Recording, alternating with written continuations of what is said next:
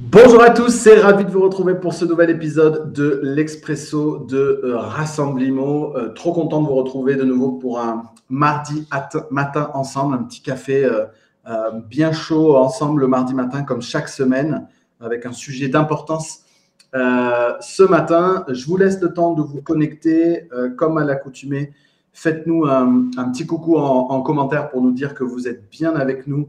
Ce matin, je vois que le live s'est bien lancé dans le groupe Facebook Rassemblimo. Donc, tout roule de ce point de vue-là. Profitez-en du coup pour nous faire un petit coucou.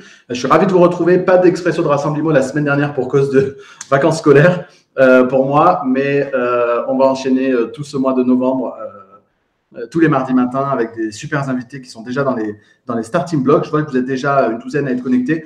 Voilà, faites-nous un petit coucou et s'il vous plaît, comme d'habitude, les règles d'usage, cliquez sur le lien qui est dans le descriptif de ce live pour donner l'autorisation à Facebook d'afficher votre nom et votre photo de profil. Sinon, on n'aura affaire qu'à des Facebook users. Donc, s'il vous plaît, cliquez. Comme ça, je sais à qui je m'adresse. Alors, je ne devrais pas vous le dire, mais mon téléphone me dit que c'est Michael.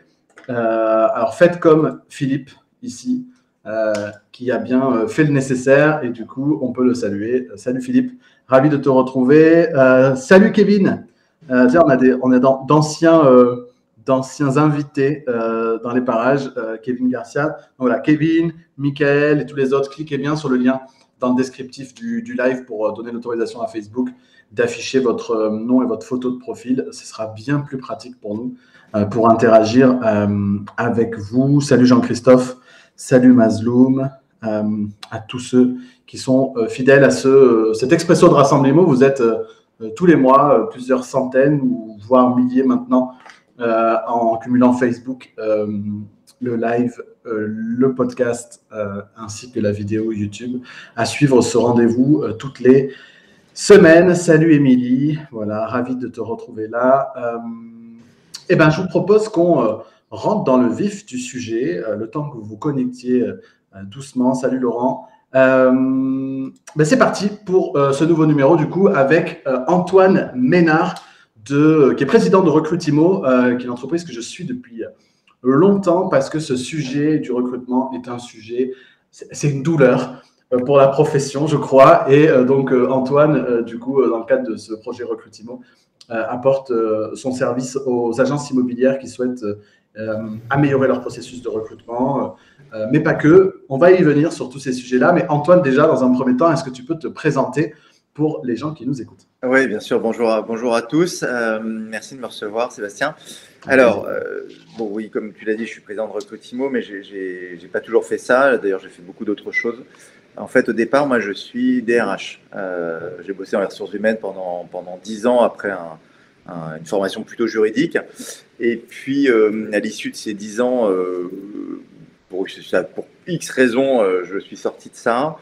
Et sans qu'il y ait de raison objective, j'ai fini par racheter une agence immobilière et un cabinet d'administration. Sans raison objective? Ah ben aucune rationalité. J'étais pas chef d'entreprise, j'étais salarié. L'immobilier n'était pas une matière qui m'intéressait particulièrement, et l'idée et le commercial n'était pas dans ma fibre initiale en tout cas. Okay. Et donc, complètement par hasard, j'ai fini par acheter une agence immobilière en plus en novembre 2008, donc dans un marché particulièrement compliqué. Mais contre toute attente, ça a marché. Et puis de là, j'en ai ouvert, avec mon associé, on en a ouvert jusqu'à 6. On faisait partie d'un réseau national bien connu. Et puis, en fait, ce qui m'a conduit. C'était où ça, Antoine? Alors, je te coupe. C'était où ça, les agences? On était en région parisienne, entre Paris 17e et banlieue ouest, 92. Ok. Et puis, en fait, la plus grande difficulté, mais tu l'as dit, moi, j'appelle pas ça douleur parce que je suis issu des ressources humaines, donc c'est un peu plus facile pour moi. Mais la grande difficulté qu'on a rencontrée, c'était le recrutement pour staffer les équipes et ne pas être soumis à cette pression de nos collaborateurs, cette pression managériale qui finalement est un peu déséquilibrée dans nos structures. On a décidé de se créer notre propre site de recrutement parce qu'on trouvait aucune solution efficiente au recrutement.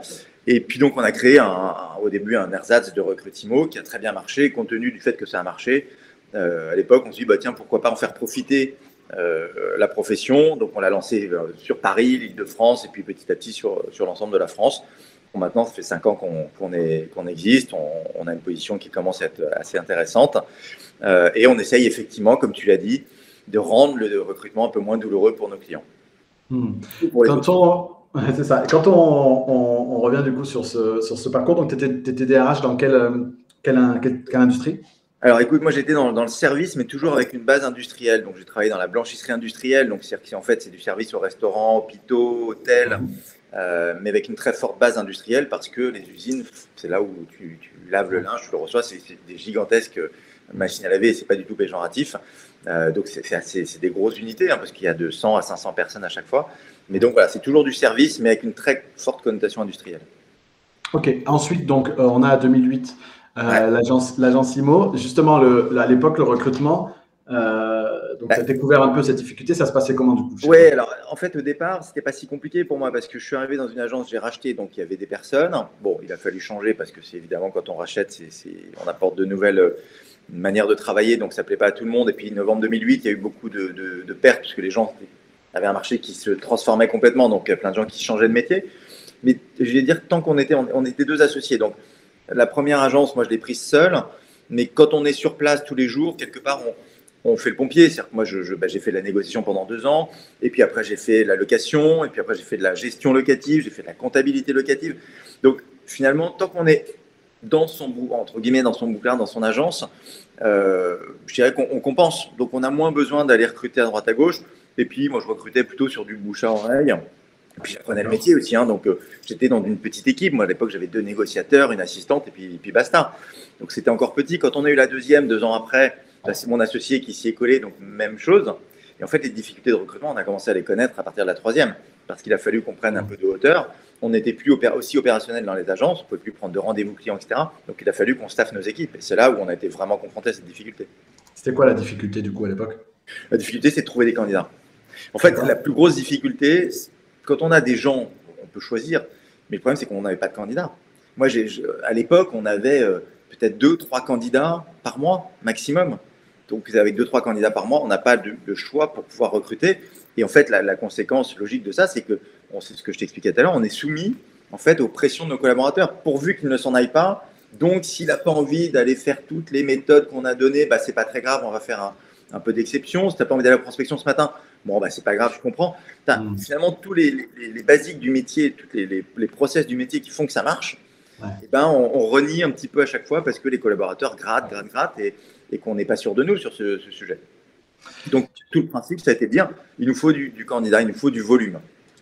Parce que il y a plein de sujets déjà sur lesquels je voudrais qu'on revienne déjà dans ce que tu as partagé là. Est-ce que cette difficulté à trouver les candidats, c'est toujours une difficulté aujourd'hui? Là, on parle de 2008, c'est toujours une difficulté aujourd'hui? Alors, visiblement, parce que tout notre modèle, il est basé sur justement de l'attribution de candidats. Donc, moi, j'ai le sentiment que ça n'a pas changé. De toute façon, je suis toujours actionnaire de mes agences, même si je suis plus du tout opérationnel dedans. Je le vois bien, on a encore beaucoup de mal à avoir des candidats et des candidats. Alors, je ne veux pas dire des candidats de valeur, parce que pour moi, dans l'immobilier, on peut travailler dans l'immobilier même si on vient d'autres secteurs. Et souvent, d'ailleurs, il y a des très bons résultats pour des gens qui sont en reconversion professionnelle. Pour autant, il faut les trouver. Et la difficulté de l'époque, avant qu'on crée Recrutimo, ce qu'on constatait, c'est que finalement, la question, c'est comment le candidat cherche un travail dans l'immobilier, notamment lorsqu'il n'est pas issu du sérail. La réalité, c'est qu'en fait, il se comporte exactement comme un client. Un client qui veut vendre son appartement ou sa maison, qu'est-ce qu'il fait? Il va sur Google, par exemple, il va taper estimation maison. Et puis là, qu'est-ce qu'il a? Il a un mur de 50 ou 100 agences qui lui proposent, entre guillemets, sur le papier, rigoureusement la même chose. Donc le candidat, qu'est-ce qui se passait? Il arrive là, il dit tiens, je postule à tel endroit, je postule ci, je postule là, il postule 3 fois, et puis il s'arrête. Parce qu'il n'a pas, entre guillemets, il ne va pas postuler dans 50 agences différemment.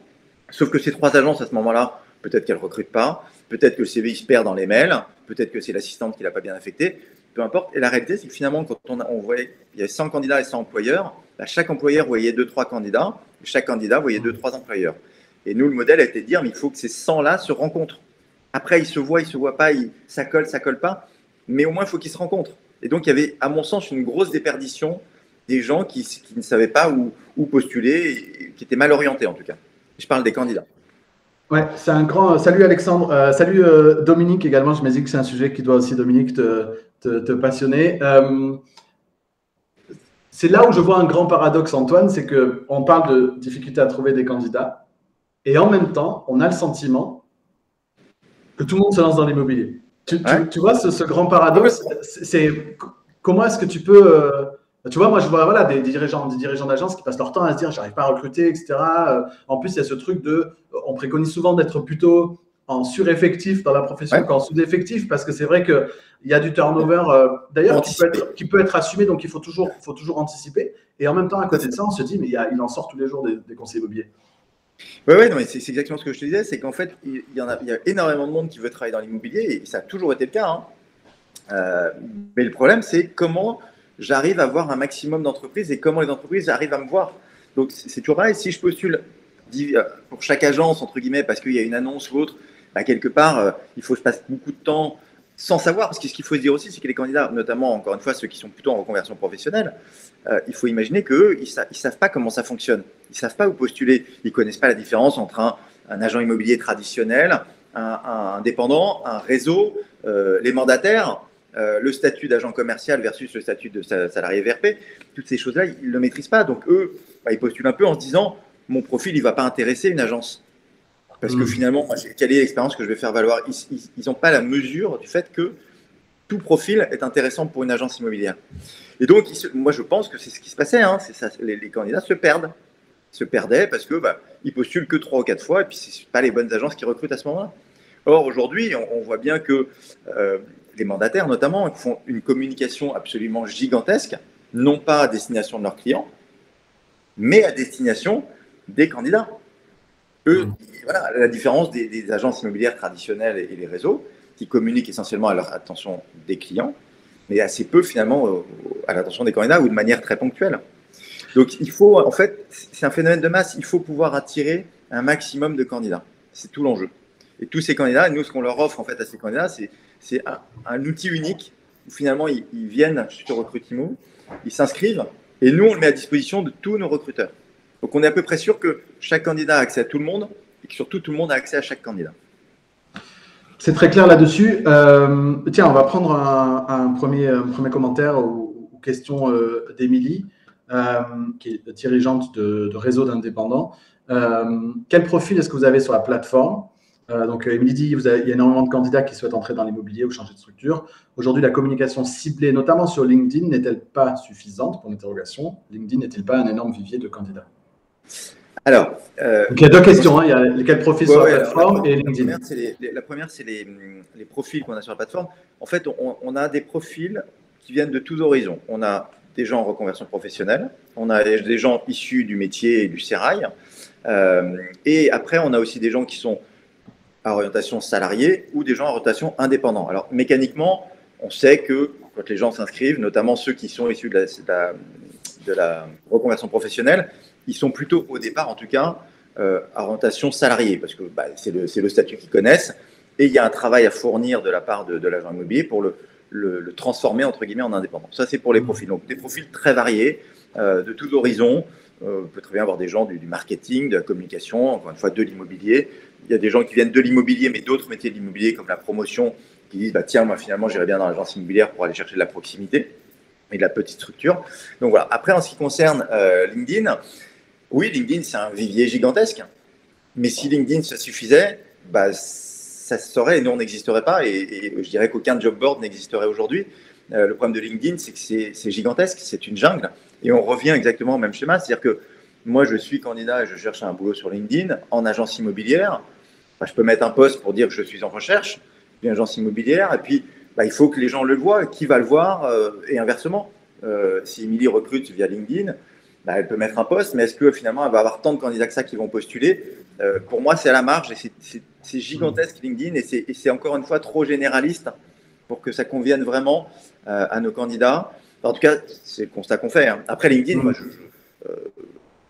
moi, l'idée de dézinguer LinkedIn parce que ça peut fonctionner. Moi, je recrute aussi sur LinkedIn, ça m'arrive. Mais pour moi, c'est du complément, LinkedIn. Hein, parce qu'il faut aussi imaginer, hein, Émilie et tous, pour le recrutement, c'est un premier conseil, c'est que, et ça je l'ai appris dans mes fonctions de RH, on ne peut pas se contenter que d'une source de recrutement. En tout cas, il ne faut pas se priver des sources de recrutement. LinkedIn, c'est du gratuit, il faut le faire, c'est obligatoire. Pôle emploi, personne ne le fait, mais c'est gratuit. Et si jamais on recrute une personne par Pôle emploi, c'est ça qui est gagné. Donc, il ne faut jamais s'arrêter à un système. Nous, ce qu'on essaie de faire, c'est d'avoir un système qui correspond à tout le monde et qui alimente tout le monde en candidat de manière régulière. Mais encore une fois, il faut en chercher partout des candidats. Mais du coup, le sujet LinkedIn m'amène à un sujet que je voulais qu'on aborde, Antoine, qui est le sujet de la marque employeur. Parce que je pense que, vu l'usage que fait Émilie de LinkedIn et d'autres, finalement, c'est moins dans une posture de recrutement assumé de je cherche à recruter, en donnant l'information que je cherche à recruter, que par mon contenu, par la transmission des valeurs de l'entreprise, par sa vision, par son projet d'entreprise, etc. J'élève le niveau d'autorité perçue de ma marque employeur et je peux attirer de manière plus spontanée, du coup, les candidats. Qu'est-ce que tu peux nous dire là-dessus? Alors, la marque employeur, aujourd'hui, c'est essentiel. C'est-à-dire qu'on fait une étude, d'ailleurs, Sébastien, je te l'enverrai si je ne te l'ai pas déjà envoyé pour que tu puisses la faire passer à tout le monde, mais chaque année, on fait une étude où on analyse les comportements des recruteurs et le comportement des candidats. Il y a une des données qui est essentielle, c'est que les candidats, quand on les interroge, 92%, donc on va dire la quasi-totalité des candidats, nous disent qu'ils se renseignent sur l'entreprise avant de postuler ou avant d'aller en entretien, mais surtout avant de postuler. Donc ça veut dire quoi? Ça veut dire qu'aujourd'hui, en fait, si on ne communique pas sur son entreprise, ben, on a un avantage concurrentiel qui disparaît.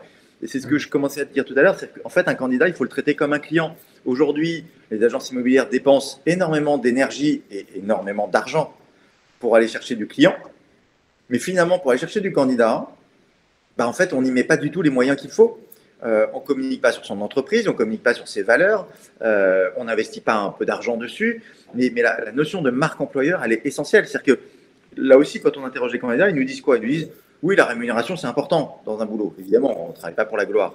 Mais ils nous disent ce qui nous importe le plus aujourd'hui pour le choix d'une entreprise, c'est le projet, c'est les valeurs, c'est les perspectives d'évolution, c'est l'ambiance. Donc tout ce qui est, entre guillemets, moderne aujourd'hui, et ça ne concerne pas que les jeunes. Hein. On arrête de penser génération Google, etc. Ça concerne les anciens, ça concerne tout le monde. Mais aujourd'hui, les gens cherchent un projet, cherchent une structure dans laquelle ils se sentent bien, dans laquelle ils ont envie d'évoluer.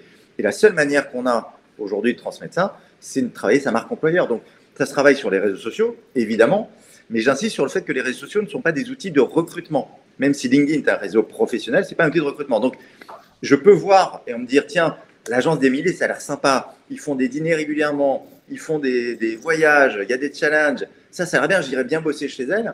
Arrêtez, est-ce que spontanément, je vais y aller en disant, bah, tiens, Émilie, recrutez-moi, j'ai envie, là, moi, je viens du marketing, je veux travailler dans l'immobilier. Ben non, parce que je pense que LinkedIn n'est pas encore une fois qu'un job board. C'est beaucoup plus complexe que ça, c'est beaucoup plus large. Ça l'était, fondamentalement, ça l'était au début. La proposition de initiale de LinkedIn, comme d'un ancien Viadeo, etc., c'était cette notion d'avoir son CV en ligne, etc., qui a fait la transition vers un réseau social professionnel avec tous les codes du réseau social et donc l'importance du coup du branding décuplé. Mais ça va nous apporter des candidats, mais à mon sens, en tout cas, moi, c'est ce que je constate, c'est en nombre plutôt limité. Mais par contre, pour travailler sa marque employeur, oui, c'est essentiel. Et il faut la travailler de toute façon sur le maximum de support. Aujourd'hui, se dire qu'on va recruter sans travailler sa marque employeur, c'est déjà un point certain en retrait par rapport à ses concurrents. Il faut se mettre dans une optique de j'ai des concurrents, évidemment, sur la partie commerciale, mais j'ai des concurrents sur la partie recrutement. Et comment je me différencie des autres. Mais se poser cette question de marque employeur, c'est déjà se poser soi-même la question de qu'est-ce que j'apporte à mes candidats. Pourquoi les gens viendraient chez moi plutôt qu'ailleurs? Pourquoi ils vont venir chez moi? Moi, je fais des formations au recrutement régulièrement. La première question que je leur pose, c'est qu'est-ce que vous avez à apporter à vos candidats? Et sincèrement, hein, ils sont tous à me regarder avec des yeux, l'air de dire mais on n'a pas grand-chose à apporter de plus que les autres. Or, ce n'est pas vrai. Il y a des marques, il y a des notoriétés, il y a des emplacements. Il y a des valeurs, il y a des collaborateurs, il y a énormément de choses. Il faut juste se poser cette question. Il faut commencer par se poser cette question-là, avant de commencer à discuter et à communiquer dessus. Mais c'est essentiel aujourd'hui. Bien sûr, puisqu'on est là-dessus, Antoine, sur que cherchent les futurs conseillers immobiliers, finalement, qu'est-ce qu'ils cherchent dans le choix d'un réseau, d'une agence, d'une structure? Tu as parlé de tout ce qu'on vient de dire, les valeurs, la vision, le projet. Mon petit doigt me dit qu'il y a un sujet qui est le sujet de la formation. Oui, tout à fait. Alors, il y a ce qu'on a évoqué, la notion de projet, de valeur, etc. Il y a aussi la volonté, quand même, quand on va travailler dans l'immobilier, notamment dans les agences, de se rapprocher d'une forme de proximité, de petites entreprises dans laquelle il y a l'humain est en principe plus considéré. Mais il y a aussi, effectivement, il y a cette question de formation qui est vraiment importante. C'est-à-dire que Aujourd'hui, notamment quand on parle de reconversion professionnelle, hein, mais pas que, aujourd'hui, ils se disent, bah, moi j'arrive dans un nouveau métier, bah, j'y connais rien. Est-ce que je vais être formé? Et comment je vais être formé? C'est essentiel. Et d'ailleurs, on voit bien qu'il y a de plus en plus de communication sur le recrutement qui parlent de formation. Ils disent, quand vous venez chez nous, on vous forme. Et on vous forme bien, et on vous forme régulièrement, etc. Et cette formation, elle est rassurante. Donc, ils le cherchent plutôt parce que c'est comment je veux faire ce métier-là, moi. Et il faut que je sois rassuré. Et on voit bien que l'argumentaire commercial, entre guillemets, qu'on a vis-à-vis des candidats lors des recrutements, cette partie formation, il ne faut pas l'éluder. Si on n'en parle pas, là encore, on perd un avantage concurrentiel. C'est essentiel, mais il faut là aussi, hein, il faut le travailler, la formation. L'intégration et la formation, il faut pouvoir le caler. Il ne faut pas se dire, et c'est un peu le défaut de la profession, je peux me permettre une petite critique, entre guillemets, notamment quand on interroge les recruteurs qui disent, bah, moi je veux prendre des indépendants. On leur demande, mais pourquoi vous voulez prendre des indépendants? Ils disent, parce qu'ils sont autonomes. Alors il y a la partie rémunération et charge, on va dire évidemment, mais c'est aussi parce qu'ils sont autonomes. Oui, ok, ils sont autonomes, mais c'est pas pour ça qu'il ne faut pas les former. Et le défaut, je trouve, c'est que finalement, on a tendance à recruter des indépendants en se disant, je le prends, c'est cool, il va se débrouiller, de toute façon, on ne fera rien, ça ne marche pas. Or, on oublie qu'il faut les former. L'objectif, quand on recrute quelqu'un, que ce soit un indépendant ou un salarié, c'est qu'il faut que ça marche. Et pour que ça marche, il faut le former, il faut passer du temps. Et c'est du temps, et mécaniquement, on n'en a pas toujours suffisamment. Antoine, ça m'amène sur un sujet. On était au Salon Rent, donc à Paris, tu y étais aussi, et je croise un dirigeant d'agence, de réseau, et qui me dit ah, Sébastien, on va venir faire des coachings avec toi, des formations avec tes équipes, etc., etc. Dès qu'on sera plus gros. Déjà, c'était le premier truc, c'était dès qu'on sera plus gros, on va venir faire de la formation. Bon. Premier sujet qui m'a dérangé. Le deuxième, c'est tu comprends, j'attends que tes équipes soient déjà là depuis un certain temps avant de les former. Et ça, je l'ai entendu des dizaines et des dizaines de fois. C'est ce chat qui se mord la queue de, une fois que les collaborateurs sont là depuis quelques mois, je peux pressentir que je vais les garder, donc je peux investir dans leur formation. Sauf que si tu n'investis pas dans leur formation, ils s'en vont. Et c'est un truc sans fin, en fait. Tu as entièrement raison, c'est une spirale totalement négative. C'est-à-dire que je ne m'investis pas dans mon collaborateur tant que je ne suis pas sûr qu'il va rester. Mais effectivement, il peut pas réussir. Enfin, il peut pas réussir, ça arrive, mais il peut pas réussir si on s'implique pas dedans. Et ce qui est dérangeant dans tout ça, c'est cette optique de se dire, par principe, en fait, on part du principe que ça va pas marcher. C'est ça la base. Hein. On recrute, mais ça va pas marcher. Donc, je ne m'investis pas. Donc, je recrute des indépendants. Donc, finalement, je me ferme aussi la porte à certains collaborateurs qui pourraient être salariés, qui pourraient avoir de la valeur. Donc, je ne m'investis pas parce que de toute façon, si je m'investis pour rien, bah, voilà. Et en fait, on marche à l'envers. Il faut, quand on recrute, et un des actes du recrutement qui est essentiel, c'est cette intégration et cette formation. Elle est essentielle. Tant pis si je perds du temps. Tant pis si ça ne marche pas. Parce qu'on fait des erreurs et on en fera toujours. Il ne faut pas se dire, ouais, parce que je forme, ça va marcher. On fait des bêtises. N'empêche qu'on va limiter les bêtises et on va limiter les erreurs de casting si on forme bien. Enfin, moi, j'ai recruté un nombre de personnes dans l'immobilier avant de créer Recrutimo et même après, parce qu'au début, je n'étais pas à 100% dessus. Je me rappelle très bien. Il y a des gens qu'on a formés super bien et ça a marché. Je me rappelle très bien d'une jeune personne que j'ai recrutée pour faire de la location. C'était un moment donné où j'étais dans le jus parce que j'étais sur des agences, sur Recrutimo, etc. Je la place en location. Je me dis, elle va se débrouiller, cette fille, elle est intelligente, etc. Elle m'a appelé une semaine et demie après, elle était en pleurs. Elle me dit, j'y arrive pas, j'y arriverai jamais. Elle était en pleurs, mais je ne l'ai pas formée, je ne l'ai pas accompagnée. Et c'est entièrement de ma faute, alors que cette fille était canon. Elle aurait bien marché, mais je n'ai pas passé le temps qu'il fallait. N'hésitez pas à poser vos questions ou à interagir avec Antoine et Émilie à une question qu'on va prendre juste après.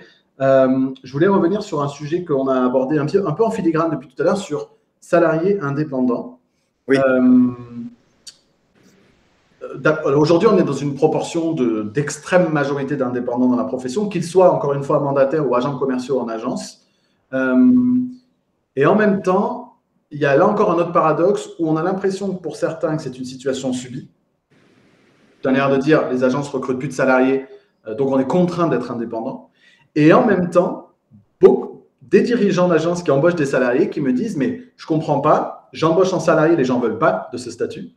Et deux, parfois je les recrute en salarié et puis en fait, au bout de 6 mois, une fois qu'ils sont bien formés, ils veulent devenir indépendants. Parce qu'on a ce grand truc de l'indépendance actuellement, de l'entrepreneuriat, etc., etc. C'est quoi ton regard par rapport à ça? Alors, déjà, ma première réflexion, c'est de dire je mets de côté les mandataires. Il est faux, je suis désolé Sébastien de te contredire, de penser qu'il y a une extrême majorité d'indépendants.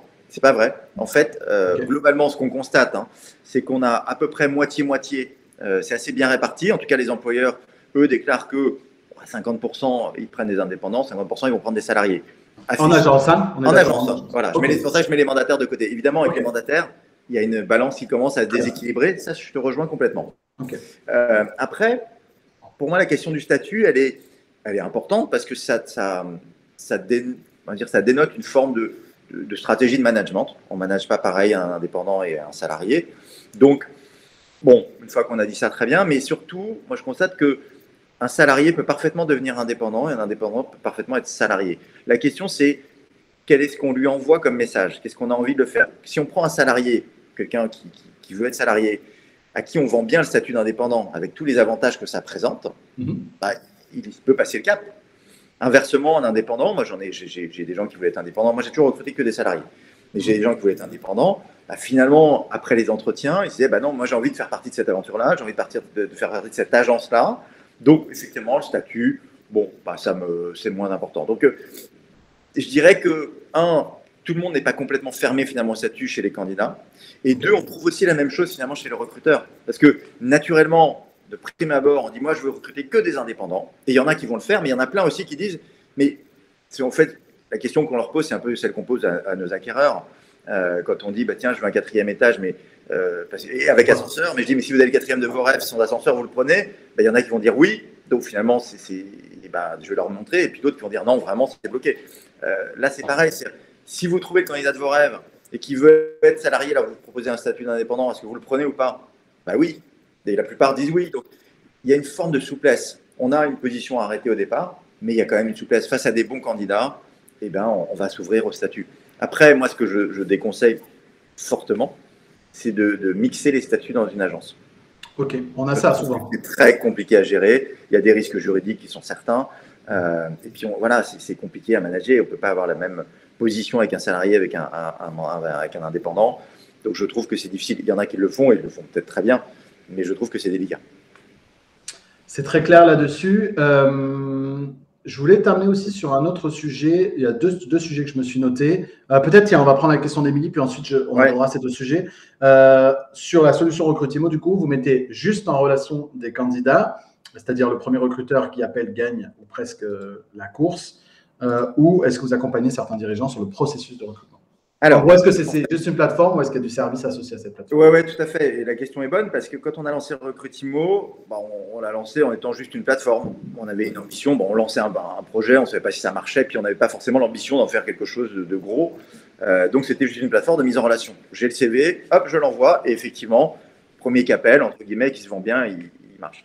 Donc aujourd'hui, ce modèle-là, on l'a complété, parce qu'on est une plateforme, donc mécaniquement, c'est de la mise en relation. Mais on s'est rendu compte que finalement, le gros problème des patrons d'agences immobilières, bah, c'était le recrutement. C'est des gens qui manquent de temps pour recruter et qui ont une véritable, et c'est pas du tout méchant ce que je dis, ni péjoratif, une véritable incompétence dans ce domaine-là. C'est un métier, en fait, de recruter. Ça serait si c'était facile. Donc nous, ce qu'on s'est dit, bah, si on n'accompagne pas nos clients dans les process de recrutement de manière humaine, eh ben, on se rend compte qu'en fait, la plateforme, ça ne suffit pas et ils ne savent pas l'utiliser comme il faut. Et donc, on a mis en place tout un service client qui, en fait, dès la signature de parce que notre système à nous, c'est de l'abonnement, c'est-à-dire qu'on est dans du recrutement permanent. Okay. Et donc, à partir du moment où j'ai un client qui s'abonne chez nous, il est accompagné dès la signature par un chargé de clientèle dont le métier n'est pas juste de lui dire comment marche le site, mais c'est aussi de l'accompagner sur comment je rédige une annonce, comment je prends contact avec un candidat. Par exemple, quand je veux contacter un candidat, qu'est-ce que je fais? La plupart des gens disent, je laisse un message. Ok, mais on va plus loin. Le message, qu'est-ce qu'on leur dit? Est-ce qu'on sourit quand on laisse un message? Est-ce qu'on envoie un texto ou un SMS ou un mail en plus? Exactement comme on le fait en pige, par exemple. Avec un client, bien sûr. Si on se contente d'appeler en disant, bonjour, Antoine Ménard, du coin immobilier, rappelez-moi parce que je peux vous aider à vendre votre bien. Bon, c'est très bien, on ne sera jamais rappelé. Aujourd'hui, il y a une telle concurrence, il y a une telle sollicitation des candidats que là aussi, il y a une manière d'aborder les candidats, il y a une manière de les capter. Donc, en fait, on intervient sur tout le processus. Dès qu'on sent qu'on a un client qui a des difficultés, il nous appelle. On essaie de faire un mini-audit, entre guillemets, de ses difficultés. Et on essaie de lui apporter nos éclairages sur le suivi. L'objectif étant qu'il recrute. Nous, notre intérêt, ce n'est pas juste qu'il signe et puis débrouille-toi. Si on a créé une relation durable avec nos clients, il faut bien qu'on les suive jusqu'au bout parce que sinon, ils ne sont pas contents. Donc voilà, donc on apporte du process et évidemment après on peut encore aller plus loin, parce que tout ça fait partie de notre abonnement, mais on peut encore aller plus loin, on met en place des formations de recrutement, des systèmes de coaching, mais déjà dès le départ on est là pour, très souvent c'est des ajustements, hein. Je prends un exemple tout bête, j'ai un de mes clients qui me disait un jour, Antoine, écoute, j'ai des candidats, je les reçois, c'est super, mais j'arrive pas à closer. Bon, mais c'est incompréhensible, qu'est-ce qui se passe, quoi? Et en fait, il m'expliquait que une fois qu'il était content de quelqu'un, qu'il avait trouvé quelqu'un qui lui plaisait, il attendait une semaine pour l'appeler pour le closer. En lui disant, il me disait, mais oui, comme ça, je le fais un peu bisquer, comme ça, je fais monter l'envie. Je dis, ben non, mais tu n'as rien compris, en fait, c'est l'inverse. Il faut lui montrer que tu as envie. Donc, il faut que tu l'appelles tout de suite, dès que tu sais. Et il a fait ça, il a recruté. Donc, c'est des fois des choses toutes petites bêtes, c'est des petites clés qu'on essayait d'apporter à nos clients. J'espère que ça répond. Je pense. Tu parlais tout à l'heure d'un sujet que je trouve très, très important. Il n'y a pas si longtemps, j'intervenais pour le coup, là, je ne citerai pas un grand réseau de franchises auprès d'une vingtaine de dirigeants, de franchisés en région parisienne. Et le dirigeant du réseau vient me voir à la sortie de la formation. Il me dit, bon, alors, qu'est-ce que tu as pensé des équipes, machin, des managers là. Et en fait, globalement, au-delà de ce que j'en ai pensé, je l'ai alerté sur le modèle parce que tu parlais tout à l'heure de rapport de force. Et en fait, je disais, mais je suis quand même inquiet de ce modèle d'agence traditionnelle, qu'on dit traditionnelle, d'agence immobilière, qui a pignon sur rue, avec 2, 3 collaborateurs en transaction. En termes de rapport de force, c'est ce que tu évoquais, je trouve ça très dangereux. C'est-à-dire que on sait en plus que la règle des 20-80 fait que dans les 3, tu en as un qui fait la moitié du chiffre d'affaires au moins, quand ce n'est pas les 2 tiers. Puisque le troisième, en fait, c'est un peu le fusible qui change régulièrement. Sur les 3, tu en as à peu près 2 qui sont stables. Celui qui est le plus ancien fait une grosse partie du chiffre d'affaires. Et puis, je me dis à chaque fois, mais putain, mais si ce gars, il se casse la jambe, il divorce, il passe une mauvaise passe, il lui arrive quoi que ce soit, en termes de modèle d'entreprise, en termes de modèle économique et de business, je trouve ça très dangereux. Et tu évoquais tout à l'heure ce rapport de force qui fait qu'en fait, à un moment donné, tu deviens un peu dépendant de certains collaborateurs.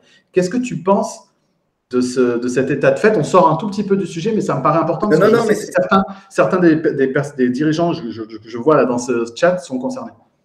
Non, en fait, c'est totalement vrai ce que tu dis, cette difficulté-là, cette fragilité finalement qu'on crée. Alors, je ferai une digression après, mais déjà, de se dire si je veux 3 collaborateurs, tu l'as dit tout à l'heure, en fait, il m'en faut 4 ou 5. Oui. Ça, c'est une obligation. On ne peut pas se permettre d'avoir une personne, ou voire 2 qui s'en vont d'un coup, parce que là, l'agence s'écroule. Donc, c'est une réalité. Donc, et c'est pour ça que nous, on a lancé Recrutimo sur ce modèle, c'est de dire il faut toujours anticiper dans le recrutement d'une agence immobilière. Il faut anticiper le turnover, tu l'as dit très justement. Il faut anticiper la baisse de productivité d'une équipe. Parce qu'on sait bien aussi que l'immobilier, très souvent, et notamment quand on est 2 ou 3, c'est toujours comme ça. Quand on est 4 ou 5, c'est marrant, tout d'un coup, on a une ligne qui reste un peu haute. Troisièmement, il faut anticiper son développement. Parce que si j'ai peut-être envie de développer une activité de gestion demain, j'ai peut-être envie d'ouvrir une deuxième agence demain, j'ai peut-être envie de... Peu importe, mais mon développement, je ne le ferai pas avec personne. Et je ne le ferai pas avec 3 personnes, ça c'est sûr. Parce que si j'en sors une de là, il ne m'en reste plus que 2. C'est-à-dire que l'agence de départ, elle va péricliter. L'agence d'arrivée, elle va... Le temps qu'elle... Donc nous, l'idée était de dire, le principe de recrutement, comme on est abonné en recrutement permanent, tous les jours, j'envoie du candidat. Je recrute, c'est bien, je le reçois. Je ne recrute pas, je le regarde. Si je trouve le CV extraordinaire, je vais l'appeler quand même au cas où.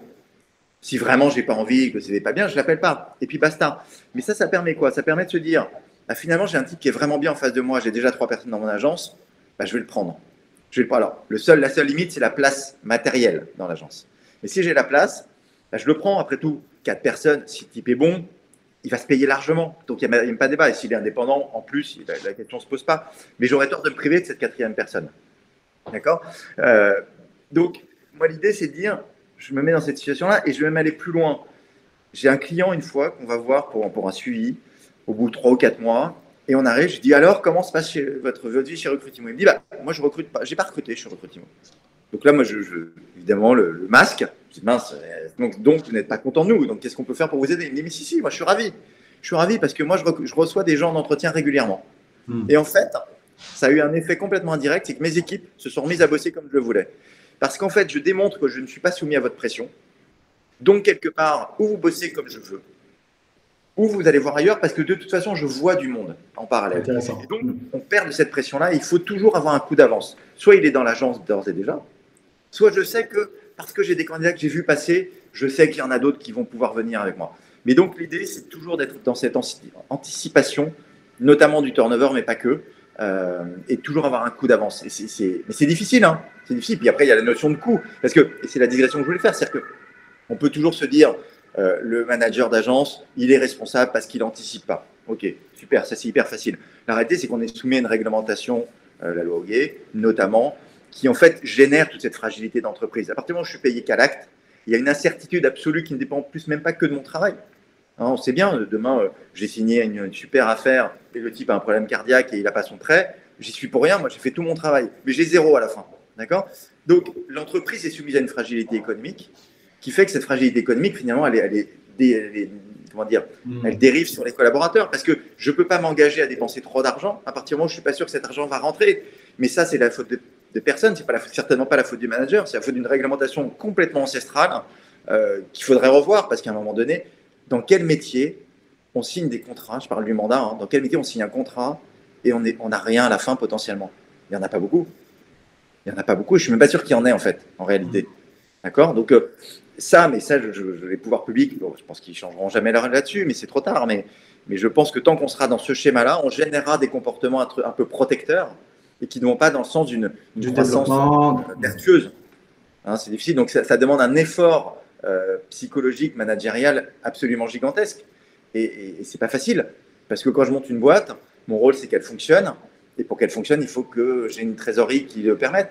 Et donc, pour ça, j'ai tendance plutôt à dire je vais faire attention à ma trésorerie, donc j'embauche pas ou j'embauche pas suffisamment, alors qu'on sait bien que c'est la croissance qui va nous amener une bonne trésorerie, mais la démarche psychologique est très compliquée. Je comprends. Après, ce sont des vrais sujets entrepreneuriaux aussi. On a quand même découvert avec le Covid que les agences immobilières avaient quand même assez peu de trésorerie devant elles.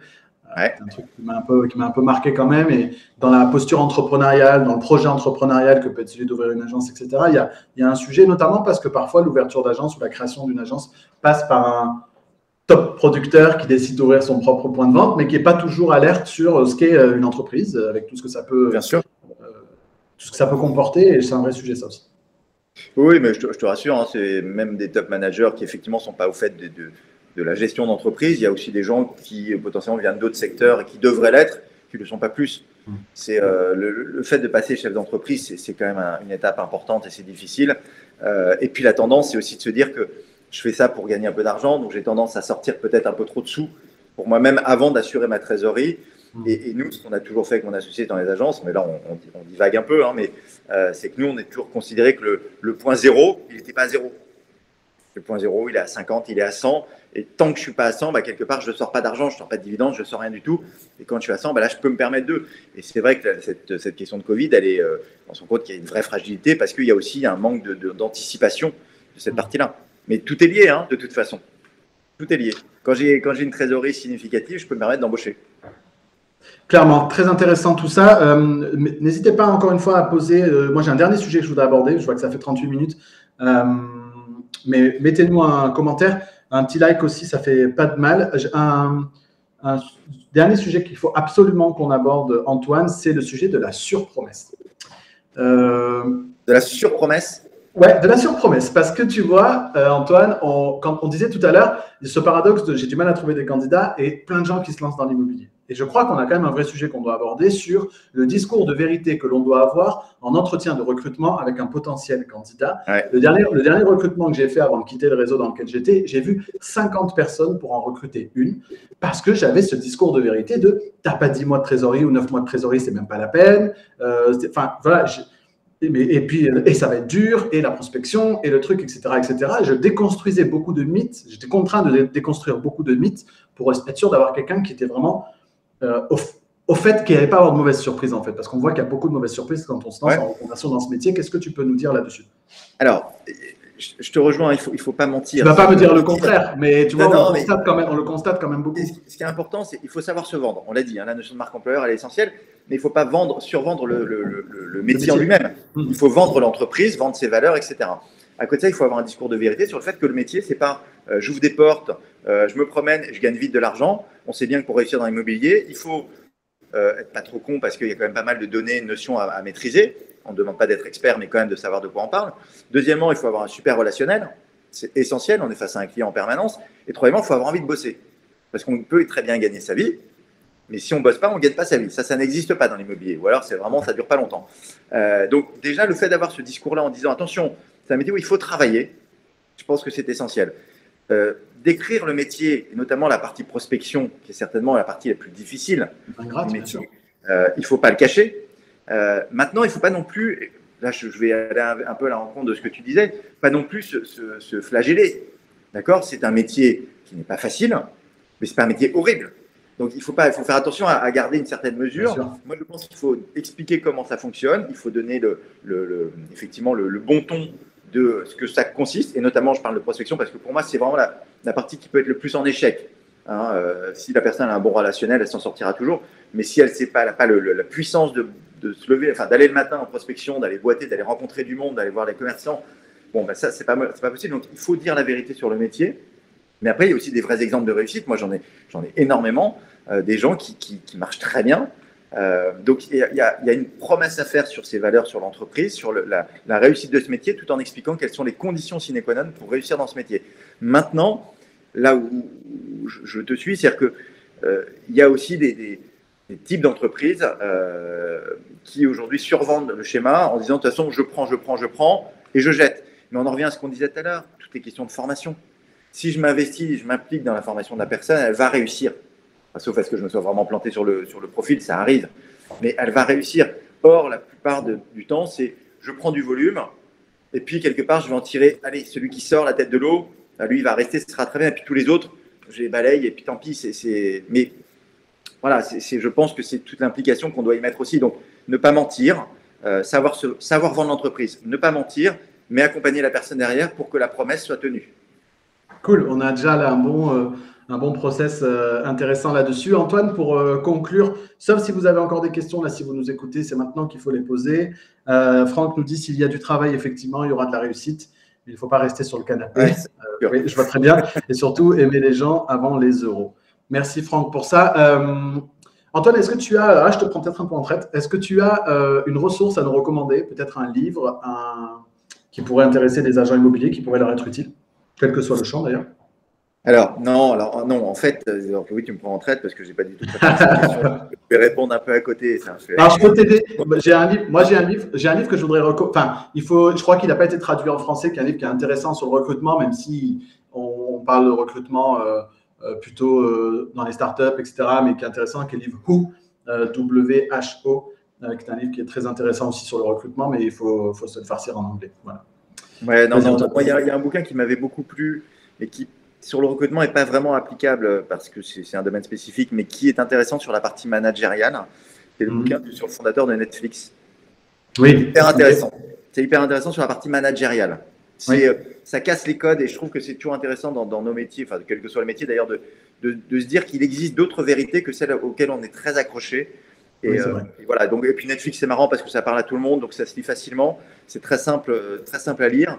Et franchement, ça remet en cause pas mal de certitudes qu'on peut avoir. Et je pense que sur le recrutement, c'est vraiment intéressant de se dire qu'il ne faut pas être bloqué sur des statuts, il ne faut pas être bloqué sur le profil. Le plus gros défaut du recruteur aujourd'hui, notamment dans l'immobilier, c'est d'être bloqué sur des certitudes qu'il a, sur le profil qu'il attend, sur la manière dont le candidat doit fonctionner absolument, dont le marché est fait aujourd'hui.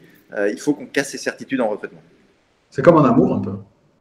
Ouais, c'est ça. Le livre en question, donc en anglais, No Rules, Rules. En français, La règle, pas de règle. Qui est effectivement un livre qui est souvent cité, notamment sur ces organisations très horizontales, etc.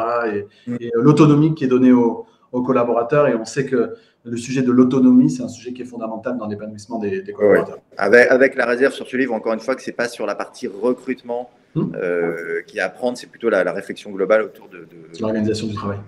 De l'organisation et du changement des habitudes. Antoine, merci infiniment pour ces 45 minutes passées ensemble. Je suis dans le timing, donc je suis content. Je pense que l'échange a été très riche et qu'il sera très utile pour tous ceux qui nous écoutent. Si vous êtes en train de regarder cet enregistrement en live dans le groupe Facebook, mettez-nous un petit like. Si vous êtes en train de l'écouter en podcast, n'hésitez pas à mettre 5 étoiles à ce podcast et puis à partager aussi cette ressource parce que je pense qu'elle peut être utile à beaucoup de dirigeants d'agence. On a parlé de beaucoup de sujets, donc n'hésitez pas à le partager. Je pense que ça peut être, encore une fois, très utile. Moi, je vous retrouverai en tout cas mardi prochain pour un nouveau live avec Cathy Larieux entre autres l'application Toolimo et on parlera de diagnostic notamment avec les nombreux changements qui ont eu lieu récemment dans les DPE et donc Cathy viendra nous donner sa lecture de tout ça et donc j'ai hâte de la retrouver mardi prochain à 9h. Merci Aurie, merci Céline pour vos gentils mots. Merci à tous encore une fois de votre présence. Je vous souhaite une très très belle journée, une belle semaine Antoine, merci beaucoup et à très bientôt. Ciao, ciao.